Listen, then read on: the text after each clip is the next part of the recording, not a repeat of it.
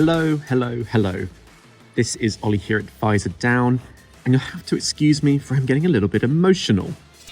I don't know about you, but the end of one year and the start of a new one makes us all a little bit misty-eyed. And today we're getting a bit nostalgic about super sport bikes. The mid-range sports bikes that have come have thrilled, but have now sadly passed on.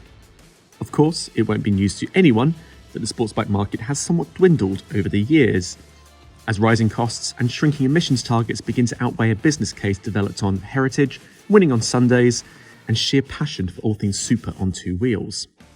On the plus side, if we're using the scale of quality over quantity, then there are enough options to keep the discerning sports bike fan happy. But that doesn't mean we don't yearn for models we have loved and lost over the last couple of decades. That said, the motorcycle industry is very cyclical, and there is enough evidence to suggest the sports bike might be due for a bit of a comeback, as demonstrated by models like the Aprilia RS660 and the warm Yamaha R7.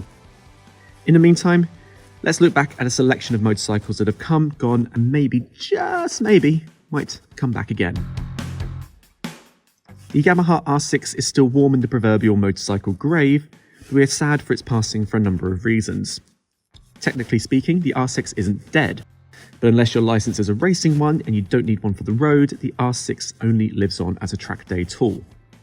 Which is a shame, because with its sharp looks, confidence-inducing chassis and eager engine, it's a veritable weapon on the road and on the track. But the limitations of the 600cc bracket, and a price tag that is a little too close to the R1, was becoming increasingly clear, and its exit is probably the penultimate nail in the coffin for the sector as it is. All eyes on you, Kawasaki ZX-6R. While Yamaha isn't done with the middleweight class thanks to the R7, it isn't the raughty, snarling fire breather that is the R6. And that just makes us a little bit sad. There is certainly no denying KTM's ambitions when it comes to succeeding on track, as shown by its wealth of Grand Prix titles in the feeder classes and its breakthrough victories in MotoGP in 2020. However, it is the only MotoGP team without a big sports bike in its range, the Austrian firm preferring to push the 1290 Super Duke R rather than slap a fairing on it.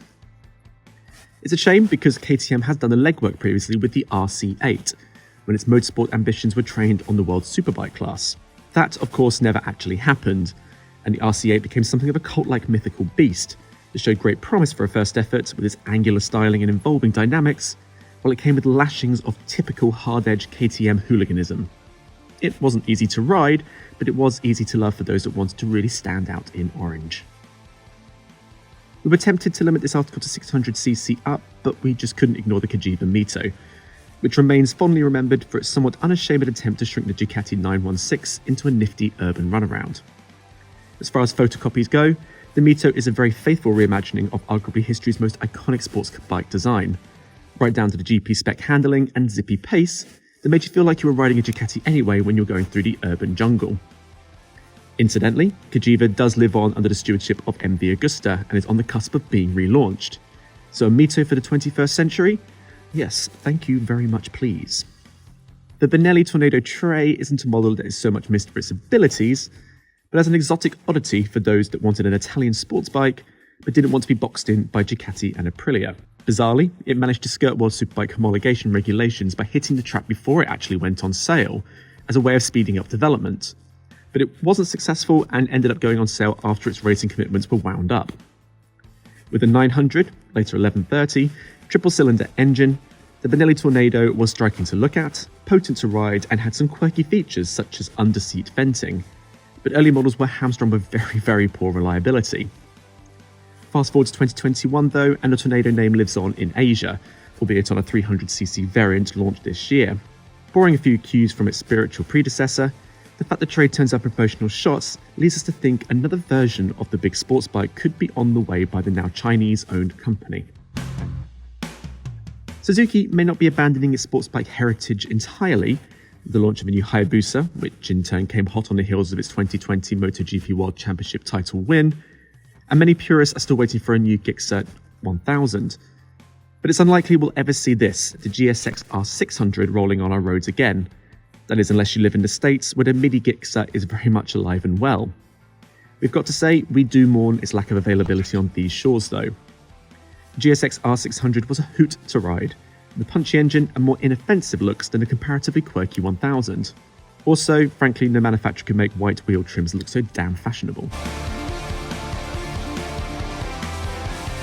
If a manufacturer could be guilty of writing checks it doesn't really cash, it would be MV Agusta. Nonetheless, fresh ownership and a sharp injection of investment over the last couple of years means the now discontinued F4 is expected to make a comeback very imminently. Even without its racing heritage, the F4 has an impressive lineage, and its omission from today's lineup is very notable. While emissions regulations have sounded the death knell for the most recent generation, the F4 was still one of the best looking and most evocative sports bikes on sale at the time of its passing, despite its age.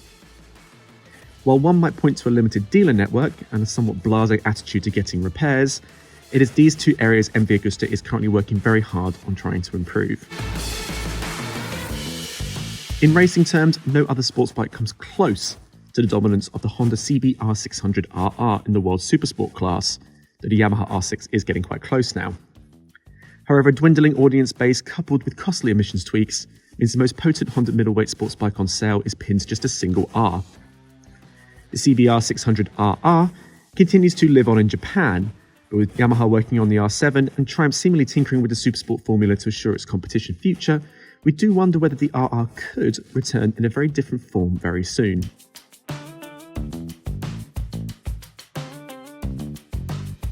The Triumph Daytona is dead.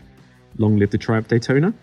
Triumph's venerable sports bike hasn't been on sale for a couple of years now, but interest in the iconic model line was demonstrated by its brief resurrection with the Moto 2 Tune 765cc limited edition of 2020 that sold out in just a few days. While we have come to terms with the fact that Daytona won't necessarily return in its current form, Triumph's coyness when it comes to talking about future plans and the fact a hybrid production prototype model that combines the Daytona body with the running gear of the Street Triple is racing in Supersport ranks does make us think that this isn't potentially the end of the road for the Daytona. But the waiting is always the hardest part, isn't it? So there we have it, 8 sports bikes we wish we could still buy, in the UK anyway. This is our plea to please come back. We promise we will buy more of you this time. So while we send off our open letters of pledge to manufacturers, be sure to keep it pinned right on visordown.com and to like and subscribe to the Visordown YouTube channel, because while these motorcycles may not be available to us right now, we have plenty of fresh machinery to bring you in 2022. Until then, ciao for now.